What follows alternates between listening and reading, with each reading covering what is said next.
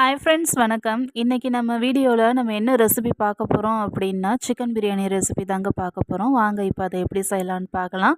அதுக்கு ஃபஸ்ட்டு ஒரு நல்ல அகலமான அடிகனமான பாத்திரம் எடுத்துக்கோங்க. பாத்திரம் சூடானதுக்கப்புறமா எண்ணெய் நெய் எல்லாம் விட்டுக்கோங்க. எண்ணெய் நெய் சூடானதுக்கப்புறமா பட்டை லவங்கம் ஏலக்காய் எல்லாம் சேர்த்ததுக்கப்புறமா நீல வாக்கில் அரிஞ்சு வச்ச பெரிய வெங்காயம் சேர்த்துக்கிடலாம். வெங்காயம் நல்லா கண்ணாடி பதத்துக்கு வர வரைக்கும் வதக்கிக்கலாம், எண்ணெயிலே வதக்கிக்கலாம்.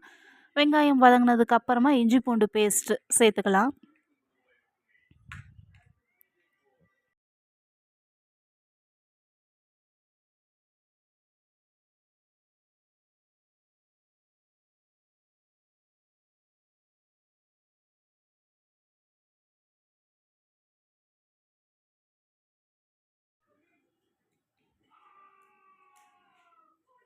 இந்த இஞ்சி பூண்டு பேஸ்ட்டு பச்சை வாசனை போகிற அளவுக்கு எண்ணெயிலே நல்லா வதக்கிக்கணும். அடிப்பிடிக்காமல் பார்த்துக்கணும். லோ ஃப்ளேம்லேயே வச்சுக்கணும்.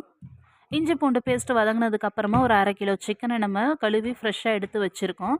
அதை இப்போ எண்ணெயிலே வதக்கிக்கலாம்.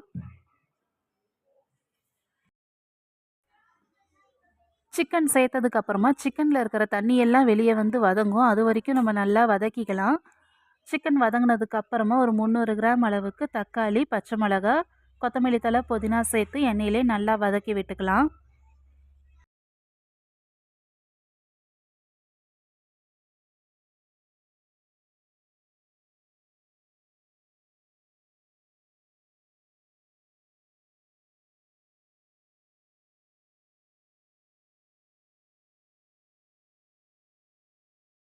லெமன் ஜூஸ் கொஞ்சம் புழிஞ்சு விட்டுக்கலாம். நம்ம சேர்த்த இந்த தக்காளியும் எண்ணெயிலே நல்லா வதங்கி வந்ததுக்கு அப்புறமா தேவையான அளவு மிளகாய் பொடி சேர்த்துக்கலாம். நான் ஒரு 1.5 டீஸ்பூன் சேர்த்துருக்கேன். உங்களுக்கு தேவையான அளவு காரத்துக்கு ஏற்ப நீங்கள் சேர்த்துக்கோங்க.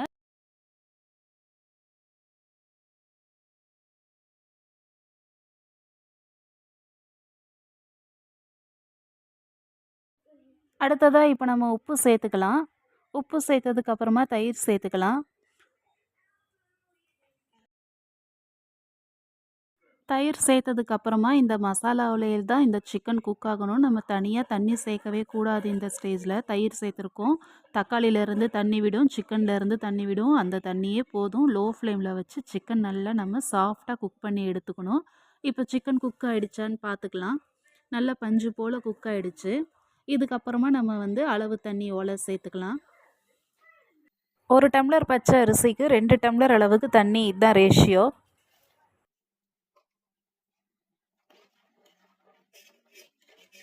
அளவு தண்ணியை சேர்த்தாச்சு. இது நல்லா கலந்து விட்டுக்கலாம். கலந்து விட்டதுக்கப்புறமா அளவு தண்ணி ஒரு ஒலை கொதிக்கணும். ஒலை கொதித்து வந்ததுக்கப்புறமா நான் ஒரு 3/4 கிலோ அரிசி நல்லா கழுவி ஊற வச்சுருக்கேன். அதை இப்போ சேர்த்துக்கலாம். பச்சரிசி சேர்த்துருக்கேன். அரிசி சேர்த்து ஒரு கொதி வந்ததுக்கப்புறமா உப்பு, காரம், புளிப்பெல்லாம் கரெக்டாக இருக்கான்னு சொல்லி செக் பண்ணி பார்த்துக்கோங்க. செக் பண்ணி பார்த்ததுக்கப்புறமா அரிசி நல்லா வேகட்டும். பாதி அளவு வெந்து வந்ததுக்கப்புறமா இப்போ மூடி போட்டு நம்ம தம் போட்டு விட்டுடலாம். ஒரு 20 மினிட்ஸ்க்கு நம்ம டிஸ்டர்ப் பண்ண வேணாம். அது அப்படியே தம் ஆகட்டும். அதுக்கப்புறமா நம்ம ஓப்பன் பண்ணி பார்க்கலாம். ஓகே, பிரியாணி குக்காய் வரதுக்குள்ளே நம்ம சிக்கன் 65 பொரித்து எடுத்துடலாம். அதுக்கு கடாய் வச்சுக்கோங்க. நான் ஏற்கனவே சிக்கன் 65 மசாலா போட்டு நல்லா மேரினேட் பண்ணி வச்சுட்டேன். மேரினேட் ஆனதுக்கப்புறமா இதை நம்ம இப்போ பொரித்து எடுத்துக்கலாம். எண்ணெய் சூடாயிடுச்சு. இப்போ ஒவ்வொரு பீஸாக நம்ம ஆட் பண்ணி பொரித்து எடுத்துக்கலாம்.